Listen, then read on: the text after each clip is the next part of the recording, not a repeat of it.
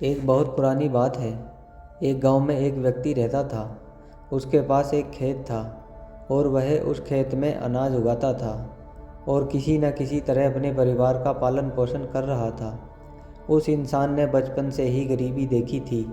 उसके जो माता पिता थे वो भी काफ़ी गरीब थे और वह हमेशा ही गरीबी में पलता आ रहा था। इसी गरीबी के कारण वह धीरे धीरे परेशान रहने लगा, क्योंकि अब उसके जो बच्चे थे वो भी बड़े हो रहे थे। उनकी फ़ीस के खर्चे, किताबों के खर्चे, कपड़ों के खर्चे बढ़ते ही जा रहे थे और फिर घर का भी खर्च, और फिर ऊपर से महंगाई भी बढ़ती जा रही थी। वो अक्सर सोचता कि जीवन जीना कितना कठिन हो गया है। एक समस्या ख़त्म नहीं होती और दूसरी शुरू हो जाती है। वो कभी कभी ऐसा सोचता कि मेरी पूरी ज़िंदगी क्या ऐसे ही समस्याओं को हल करने में निकल जाएगी, पर ये समस्याएं हल ही नहीं होंगी और इसी तरह से ये समस्या चलती रहेंगी। कुछ दिनों बाद उसके गांव में एक साधु आए। गांव के लोगों को पता चला कि वह बहुत पहुँचे हुए और ज्ञानी साधु हैं। लोगों की समस्याओं को चुटकियों में ही हल कर देते हैं। तो उसने सोचा, क्यों ना एक बार साधु के पास जाया जाए और उसे अपनी परेशानी बताई जाए, तो शायद वो कोई हल मुझे बता दें। तो वह व्यक्ति उस साधु के पास गया और उनको अपनी सारी परेशानी बताई कि मैं अपनी ज़िंदगी में बहुत सारी कठिनाइयों का सामना कर रहा हूँ और ये कठिनाइयाँ हैं कि ख़त्म होने का नाम ही नहीं लेती। एक ख़त्म होती है तो दूसरी शुरू हो जाती है। साधु उसकी बातें सुनकर हंसने लगे।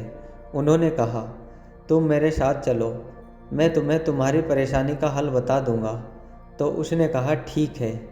तो फिर वो साधु उसे एक नदी की तरफ ले गया और बोला कि तुम्हें नदी की दूसरी तरफ जा करके तुम्हें तुम्हारी सारी परेशानियों का हल बताऊंगा और तुम्हारी सारी परेशानियां दूर हो जाएंगी। तो यह कहकर साधु नदी के किनारे खड़े हो गए। नदी के किनारे खड़े खड़े काफ़ी देर हो गई और वो इंसान सोचने लगा कि ये यहाँ इतनी देर से क्यों खड़े हैं, और अगर नदी के पार ही समस्या का समाधान होगा तो फिर क्या हमें कोई लेने आ रहा है या फिर महाराज किसी का इंतज़ार कर रहे हैं। और अंत में उसके सब्र का बांध टूट गया और उसने पूछ लिया, महाराज हमें तो नदी पार करनी है, तो हम अभी तक यहाँ क्यों खड़े हैं। तो इस पर साधु ने जवाब देते हुए कहा, बेटा ये जो नदी का पानी है मैं उसके सूखने का इंतज़ार कर रहा हूँ। जैसे ही ये पानी सूख जाएगा हम आराम से नदी पार करेंगे और उस पार चले जाएंगे और मैं तुम्हें तुम्हारी सारी परेशानियों का हल बता दूंगा। तो वह व्यक्ति सोचने लगा कि यह महाराज कैसी मूर्खों जैसी बातें कर रहे हैं। फिर भी वह अनायास ही पूछ बैठा, महाराज नदी का पानी कैसे सूखता है और आप यह कैसी मूर्खतापूर्ण बातें कर रहे हैं। नदी का पानी कैसे सूखता है, नदी का पानी थोड़े ही सूखेगा, ये तो ऐसे ही चलता रहेगा। तो जो साधु महाराज थे वो हंसने लगे और कहने लगे, बेटा मैं यही तुम्हें समझाना चाह रहा हूँ कि ये जीवन भी नदी की तरह ही है और ये जो पानी है वो समस्या की तरह है। जब तुमको पता है कि नदी का पानी नहीं सूखेगा तो तुमको खुद प्रयास करके नदी पार करनी होगी। वैसे ही जीवन में समस्याएं भी चलती रहेंगी, तुम्हें अपने प्रयासों से ही नदी पार करनी होगी।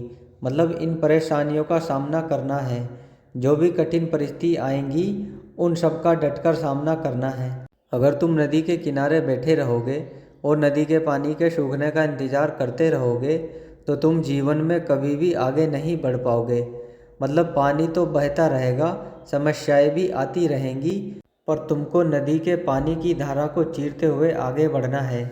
यानी कि हर समस्याओं को ख़त्म करते हुए आगे बढ़ना है, तभी तुम जीवन में आगे कुछ कर पाओगे। दोस्तों आखिर इस कहानी से हमें यही शिक्षा मिलती है कि जीवन है तो समस्याएं रहेंगी ही, लेकिन इसका मतलब यह नहीं कि हम दिन भर चिंता करते रहें और अपने लाइफ में आगे बढ़ने के लिए इन सारी समस्याओं को ख़त्म होने का इंतज़ार करते रहें, क्योंकि वो बिल्कुल भी नदी के पानी की तरह ही हैं। वो हमेशा चलती रहेंगी, ये कभी कम नहीं होंगी।